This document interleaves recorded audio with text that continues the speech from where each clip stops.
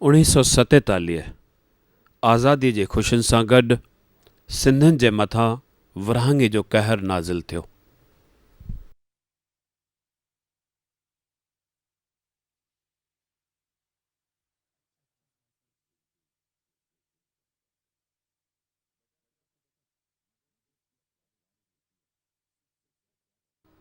अंग्रेज़ सरकार खां ग़ुलामीअ मां निजात पाइण लाइ ॿियनि तमामु सूबनि जीअं सिंध बि वॾो योगदान ॾिनो।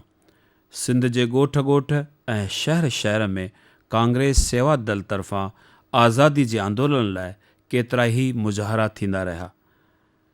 महात्मा गांधीअ तरफ़ां सॾायल हर तहरीक में सिंधियुनि भरपूर साथ ॾिनो।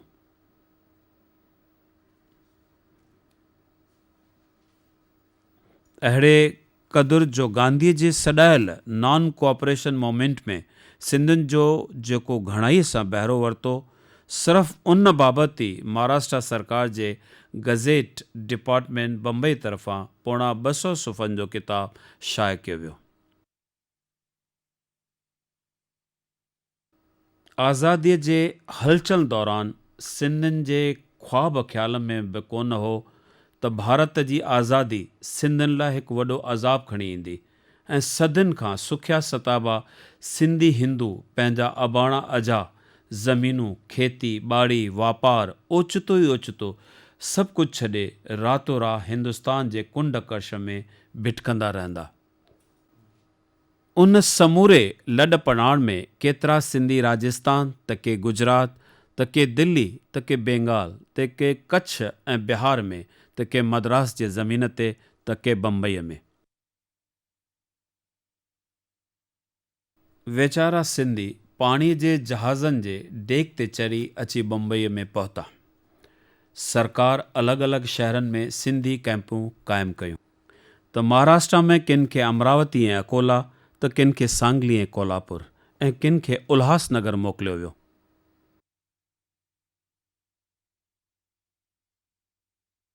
अॼु असीं धरतीअ जे उन हिसे तां तव्हां सां मुख़ातिब आहियूं जंहिंजो सिंधी समाज जे तक़दीर उन जे मुक़दर सां तमामु गहरो तालुक़ु रहियो आहे। पहिरीं कल्याण कैंप हींअर उल्हासनगर जे नाले सां उनखे सुञातो वञे थो। असांजे वॾड़नि, असांजे बुज़ुर्गनि उन वक़्तु अची हिन जे दामन में पनाह वरिती जॾहिं हिकु तरफ़ बाक़ी सभु भारत जे आज़ादी जे जश्न में मशगूल हा, ठीकु उन वक़्तु सिंधियुनि खे पंहिंजे जड़ुनि खां उखाड़ियो वियो हो। संदन घर ॿार, खेती ॿाड़ी, जाइदादूं सभु खसिजी चुकियूं हुयूं। अचानक पंहिंजा आबाणा अझा छॾे हुननि खे हिकु अंजान गैबी मंज़िल जे तलाश में निकिरणो पियो। उन तलाश में कुझु सॼण अची हिते उल्हासनगर में वसिया। हथे खाली आयल उहे सिंधी सॼण जिन सिंध जे साई सताबी ज़मीन ते हज़ारनि सालनि खां सुख माणिया, उहे हींअर बेवस ऐं लाचार हा। जेकॾहिं उन्हनि वटि कुझु हो त उहो हो उन्हनि जो हौसलो, उन्हनि जो आत्मविश्वास। उन आत्मविश्वास जे बल ते उन्हनि पंहिंजी लगन, पंहिंजी महिनत, पंहिंजी औरचाई ऐं पंहिंजी ईमानदारीअ सां हिकु उल्हासनगर खे नओं रूप ॾिनो। न सिर्फ़ु उल्हासनगर खे सजायो ऐं संवारियो, पर इतिहास में हिकु नओं बाब रचियो।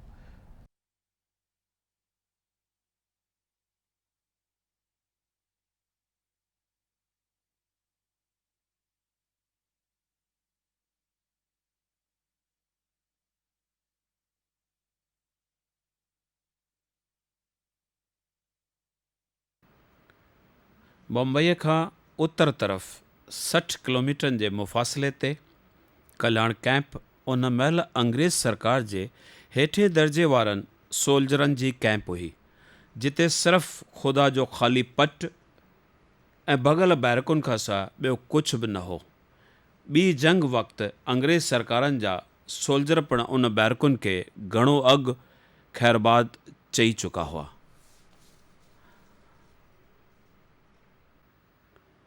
तॾहिं त बनी बशर जे गैर हाज़ुरीअ में कल्याण कैंप ॼण हिकु ख़ौफ़नाक झंगल खां सवाइ ॿियो कुझु बि न हो।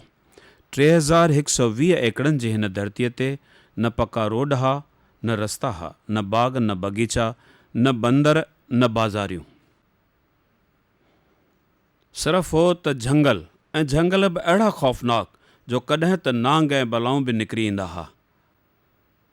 छितनि कुतनि जो एॾो आज़ार जो हिन झूनी सेंट्रल अस्पताल में 14-14 सुई हणाईंदड़ ॿार तोड़े ॿुढनि जी लाइन लॻी पई हूंदी हुई।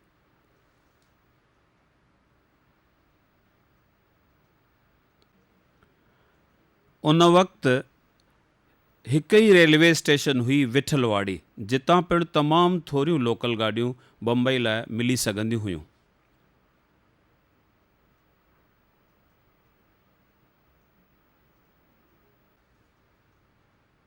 ही हाल हो उन वक़्त जे सिंधियुनि जो। गप चिक ऐं गंद कचिरो।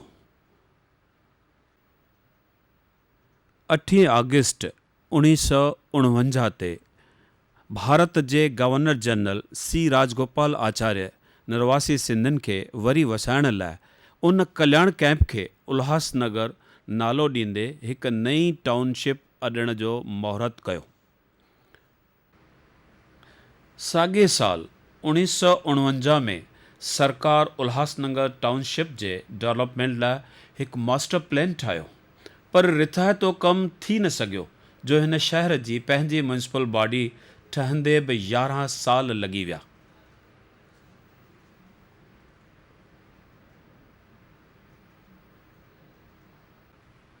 ही आहे उन वक़्त जी एडमिनिस्ट्रेटर जी ऑफिस। सिंधियुनि लाइन में बि क्लेमनि जा फॉर्म भरण खां वधीक पंहिंजो पाण ते भाड़ियो। महिनतकश ऐं वापारी दिमाग़ रखंदड़ सिंधियुनि तक़दीर ते भारण छॾे ॾिनो। हिननि मुंबई जे गिटिन गिटिन में लोकल ट्रेनुनि में इंसानी ज़रूरतुनि जो हर सामान विकिरणु शुरू कयो।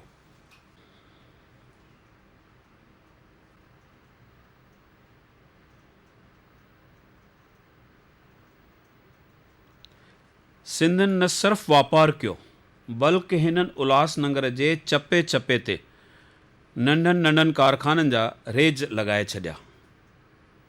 स्टोर, बर्नल, रेडीमेड कपिड़ा, स्टार्टर, बल्ब, चौक, ट्यूब पटी, खटाइण, पापड़, chocolate, biscuit, confectionery, pen industry, plastic जो केतिरो ई साज़ो सामान।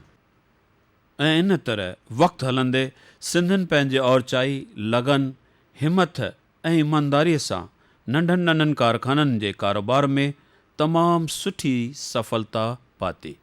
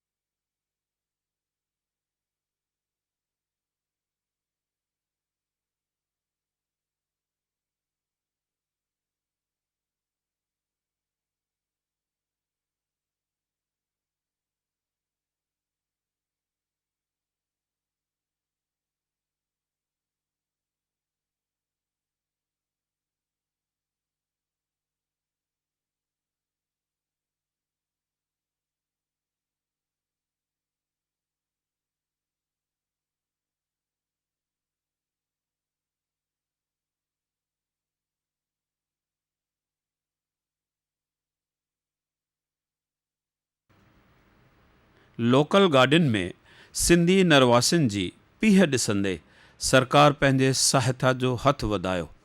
1954 में विठलवाड़ीअ खां पोइ उल्हासनगर रेलवे स्टेशन पिणु ठाही वई। इन रस्ते तां बम्बईअ खां ईंदड़ लोकल गाॾियूं पूना जे तरफ़, अमरनाथ, बदलापुर ऐं करजत ॾांहुं वञणु लॻियूं।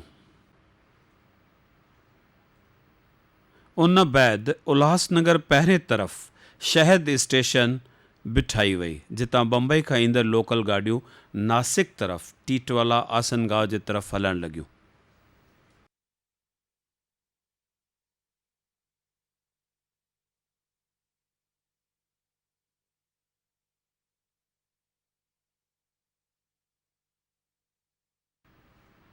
शहद रेलवे स्टेशन जे ओभर में बिरला ग्रुप जे तरफ़ां सेंचुरी रेयान इंडस्ट्री ऐं उन जे साम्हूं पहाड़ ते हिकु शानदार बिरला मंदर जी अॾावत कई वई, जंहिंखे ॾिसण लाइ दूर दराज खां माण्हू अचनि था।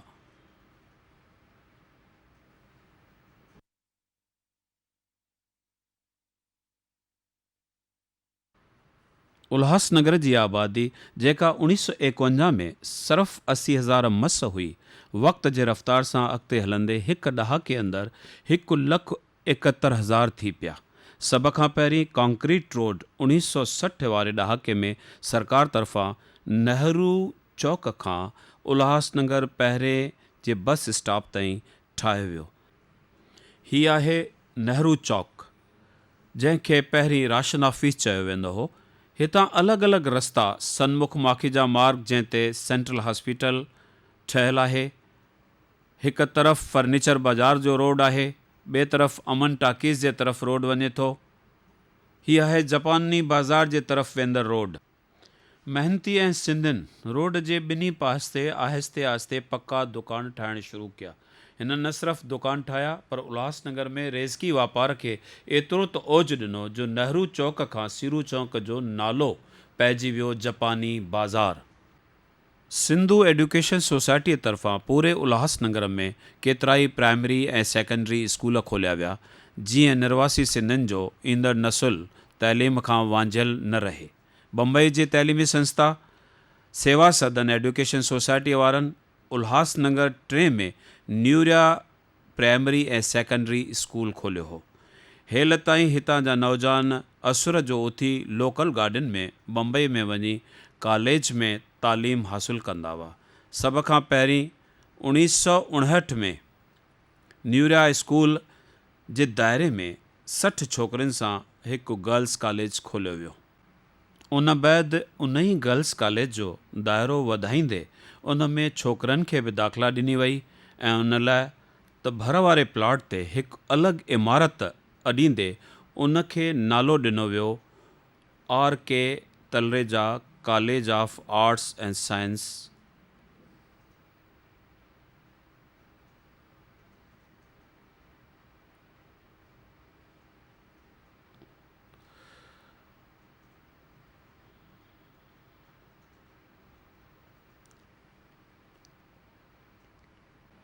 हींअर बम्बई जे सभ खां वॾे educational institution Hyderabad Sindh national collegiate board तरफ़ां उल्हासनगर स्टेशन जे साम्हूं ओलह तरफ़ हिकु विशाल मैदान ते 1965 में हितां जो ॿियो वॾो कॉलेज खोलियो वियो, Chandibai Himmatmal Mansukhani college of arts science and commerce.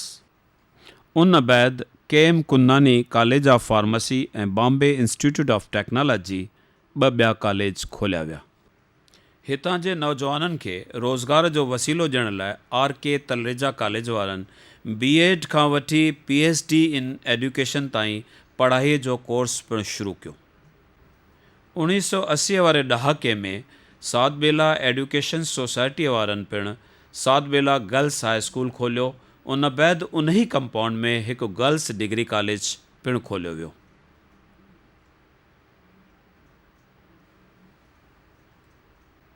उन बैदि B.Ed जे तालीम लाइ उल्हासनगर पहिरें में हिकु ॿियो बि कॉलेज खोलियो वियो, शहीद Dunichand Kalani college of education.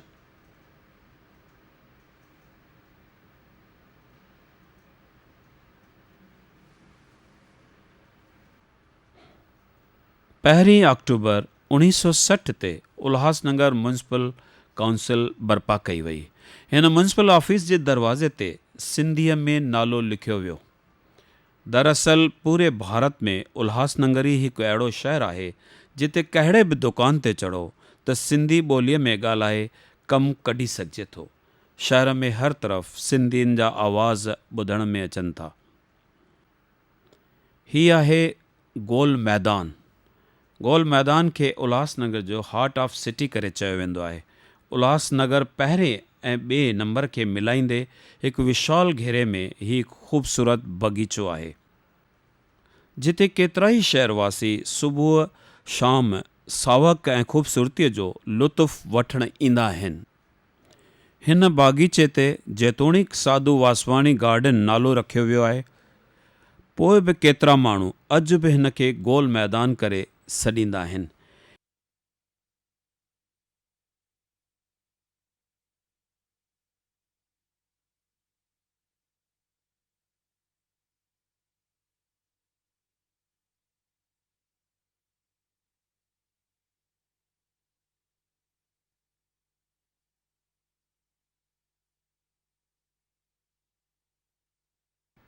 हिन बाग़ीचे अंदरि विच ते हिकु ख़ूबसूरत चबूतरो ठहियलु आहे जंहिंजे भर में ब्रह्मकुमारिन आश्रम जे तरफ़ां शांती बख़्शींदड़ पीस पार्क ठाहियो वियो आहे।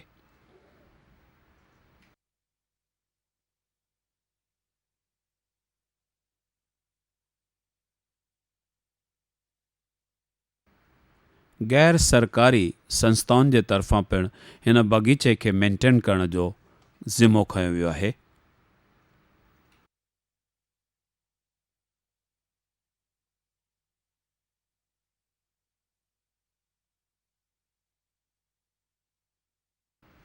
हिन विशाल मैदान ते वक़्त बे वक़्तु अलॻि अलॻि ट्रेड फेयर पिणु लॻाया वेंदा आहिनि। सांस्कृतिक प्रोग्रामनि जे लाइ गोल मैदान जे हिकु छेड़े ते ओपन एयर ऑडिटोरियम जी सहूलियत ॾींदे भगवती नावाणी स्टेज पिणु ठाही वई आहे।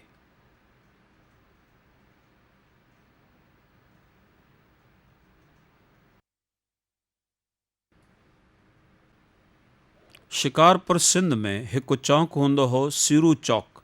हींअर उल्हासनगर जे मेन बाज़ार में राशन ऑफिस खां मथे पहिरें नंबर वेंदड़ मार्केट ॾांहुं जेको चौक आहे तंहिंजो नालो सीरू चौक मशहूरु थी वियो।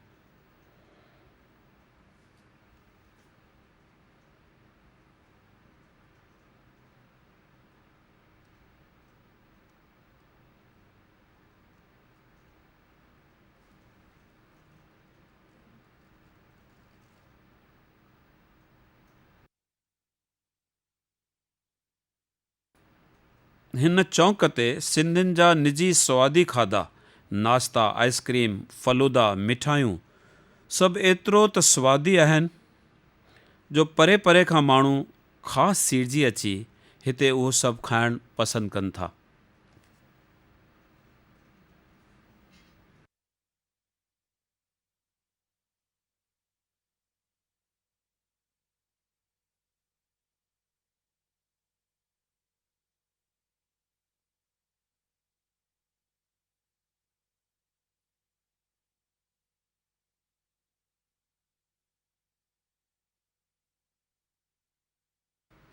उल्हासनगर 3 में अहम जॻह आहे शिवाजी चौक।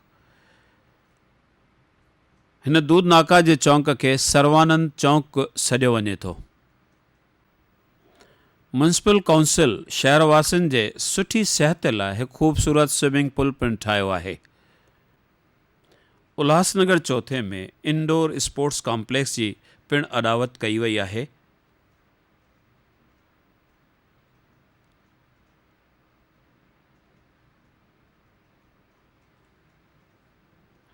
उल्हासनगर जी कोरट जी जॻह पहिरीं पुराणी बैरक में ठहियल हुई, जंहिंखां 1990 वारे ॾहाके में हिकु नई इमारत ठाही वई।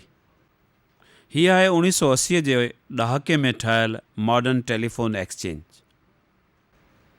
सिंध में उॾेरेलाल जो मंदरु हो जिते हर साल 40 ॾींहं उपवास रखियो वेंदो हो। उन लाइ उन जो नालो ई पइजी वियो चालीहा साहिब। उते ॿरंदड़ उहा साॻी जोति हिते उल्हासनगर आंदी वई ऐं 5 नंबर में हिकु विशाल दरबार में रखी वई। हिन ई जोति मां तेल खणी हिंदुस्तान जे ॿियनि अनेक झूलेलाल मंदरनि में इहा साॻी जोति पहुचाई वई आहे।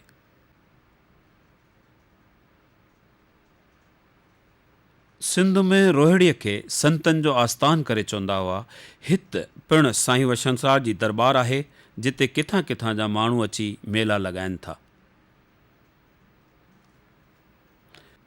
सिंध में अमरापुर में प्रेम प्रकाश आश्रम हूंदो हो, जिते संत टेऊंराम महाराज लाइ ॾाढी श्रद्धा हुई।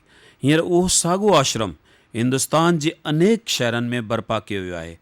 हिते उन जो हेडक्वार्टर उल्हासनगर में रहियो, जिते वरी उन जे गादी निशीन स्वामी शांति प्रकाश महाराज लाइ एतिरी मञता ऐं इज़त रही जो आम माण्हू हिन पूरे आश्रम खे स्वामी शांति प्रकाश आश्रम करे चवनि था।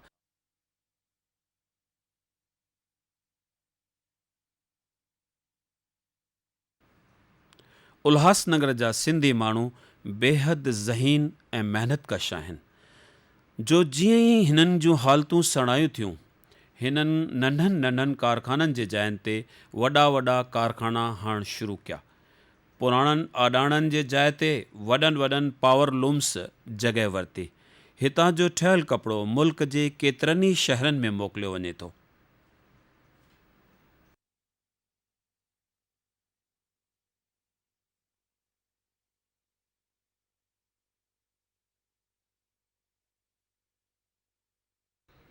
हिते कपिड़ो ठहिण लॻो त उनखे प्रोसेस करण लाइ प्रोसेस हाउस पिणु लॻाया विया, जिते केतिरा ई गैर सिंधी पिणु कमु करे रहिया आहिनि।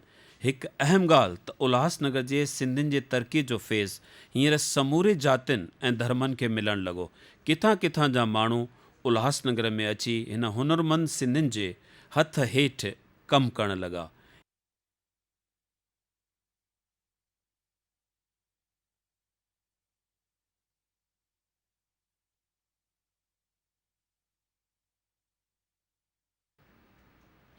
उल्हासनगर में इंसानी ज़रूरत जो हर सामान ठहणु लॻो। सुबुह जे ब्रेड खां वठी सभु माल हितां ठही मुनासिब क़ीमतुनि ते न सिर्फ़ु उल्हासनगर पर बम्बई जे केतिरनि ई परसदाई में मोकिलियो वियो।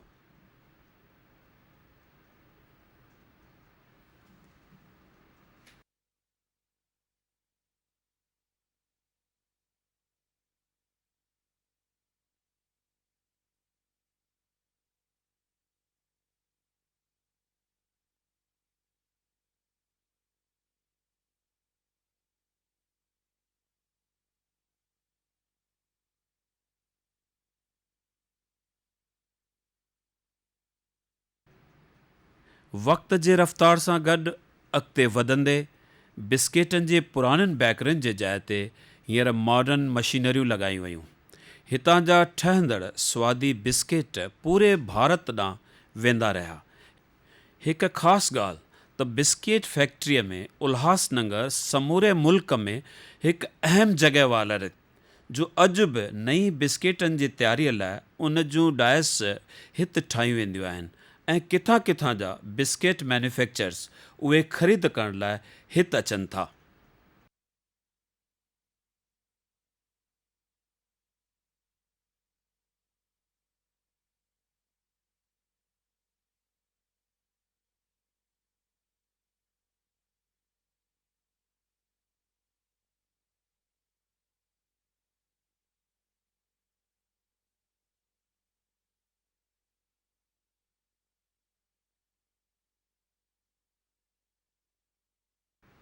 सिंध में शिकारपुर जी खटाइण बेहद मशहूरु हूंदी हुई।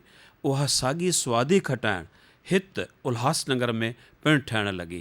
हींअर उहा एॾे वॾे अंदाज़ में ठहे थी जो केतिरनि ई फैक्ट्रियुनि में ठहंदड़ माल सिर्फ़ु एक्सपोर्ट कयो वञे थो।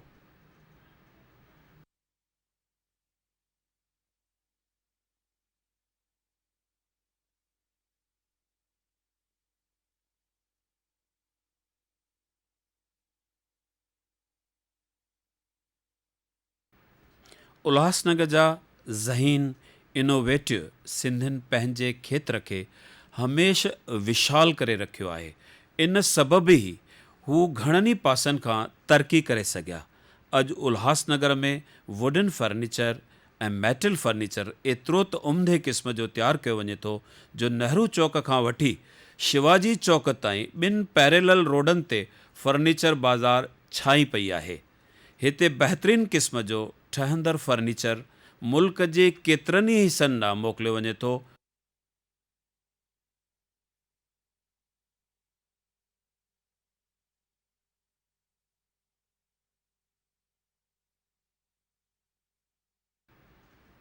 फर्नीचर जी रेंज एतिरी जो पूरो मॉडर्न किचन सेट पिणु हिते तयारु कयो वञे थो।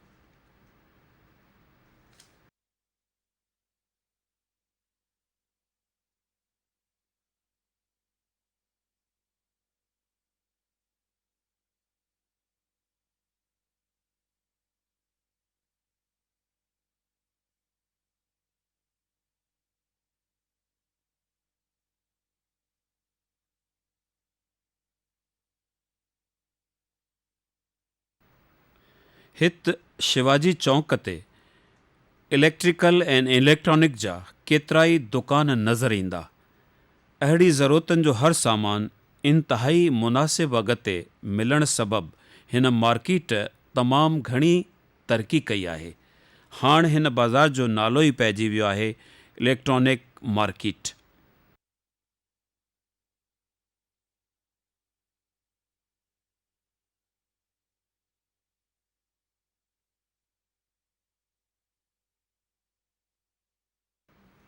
उल्हासनगर पंजे खे वरी डेनिम जीन्स जे मैन्युफैक्चरिंग में एॾी महारत रही जो ॾिसंदे ई ॾिसंदे उते अहिड़ा सवें कारखाना खुली विया जिते ॾींहं राति नौजवाननि जे फैशन अनुसार एतिरो त माल ठहंदो रहे थो जो चवनि था उल्हासनगर हींअर जीन्स मैन्युफैक्चरिंग लाइ पूरे मुल्क जे सभ खां वॾे में वॾी बाज़ार आहे।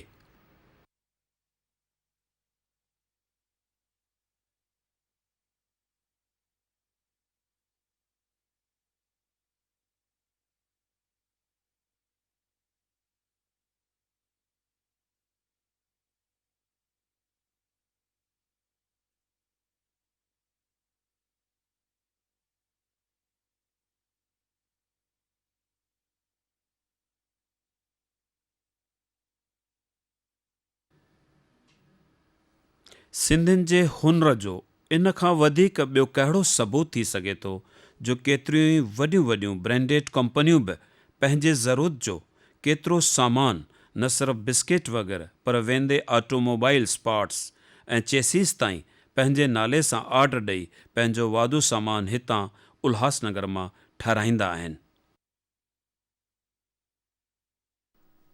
ही इंडस्ट्रियल टाउन उल्हासनगर जीअं जीअं तरक़ी करणु लॻो, म्यूनिसिपल बि शहरवासियुनि जे सहूलियत लाइ पुराणी बैरक वारी सेंट्रल हॉस्पिटल जी जाइ ते हिकु नई इमारत अॾी। हीअ आहे भेनरुनि जे शेवा लाइ मैटरनिटी होम। हीअ आहे इंडियन रेड क्रॉस सोसाइटीअ जी ठहंदड़ नई इमारत। हीअ आहे स्वामी शांति प्रकाश महाराजनि जे तरफ़ां जोड़ायल सर्वानंद हॉस्पिटल। सिंध में दादा शेवक भोजराज हिकु संस्था ठाही बालकनि जी ॿारी। विरहाङे खां पोइ हिते हिंदुस्तान में उल्हासनगर समेत अलॻि अलॻि शहरनि में उन जा मर्कज़ क़ाइमु कया विया। सिंधी हर रूप में साॻियो ई भॻवानु ॾिसनि था। हिते झूलेलाल जी उपासना लाइ मंदर आहिनि त गुरु नानक जे पूॼा लाइ वॾा वॾा गुरुद्वारा। उल्हासनगर 3 में परसराम ज़िया रोड ते राधा स्वामी सत्संग लाइ 2 वॾियूं शानदार इमारतूं आहिनि। भगत कंवराम जे गुरु सचो सतराम जी हिकु ख़ूबसूरत दरबार आहे जिते सुबुह शाम साईं जे बंदगीअ जा मेला लॻाया पिया वञनि।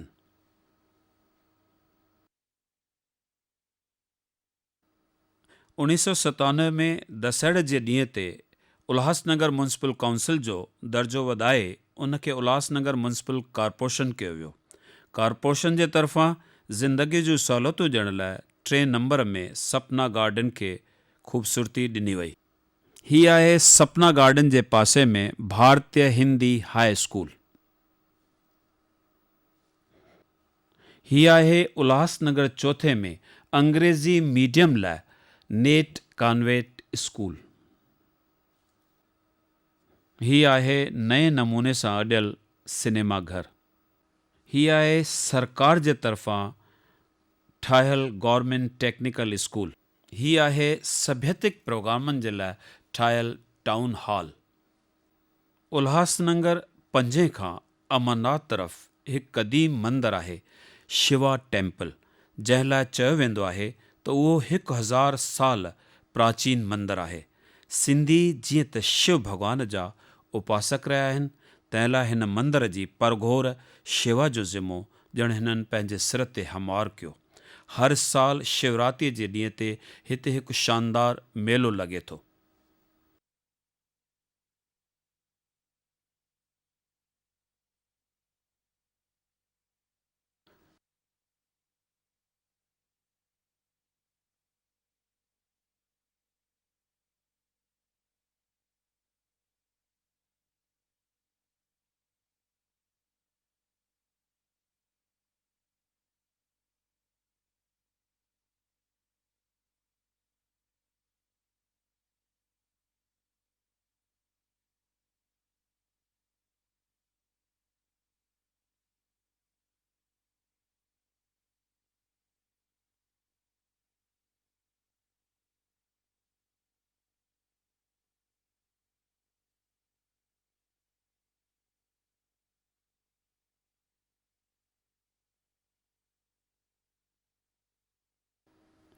ईअं सिंधियुनि जे महिनत जी हीअ दास्तान हिननि ऊचियुनि ऐं बुलंद इमारत मां पसिजे थी, जेकी ईंदड़ दौर में पिणु दुनिया खे ॿुधाईंदियूं रहंदियूं त विरहाङे महिल हथे ख़ाली आयल सिंधियुनि कीअं हिते उल्हासनगर में अची झंगल में मंगल करे ॾेखारियो, रुंज में रेज लॻाए छॾिया। ईअं सिंधियुनि जे मुहबत ऐं महिनत जी सफ़र हमेशह हमेशह रवां दवा आहे।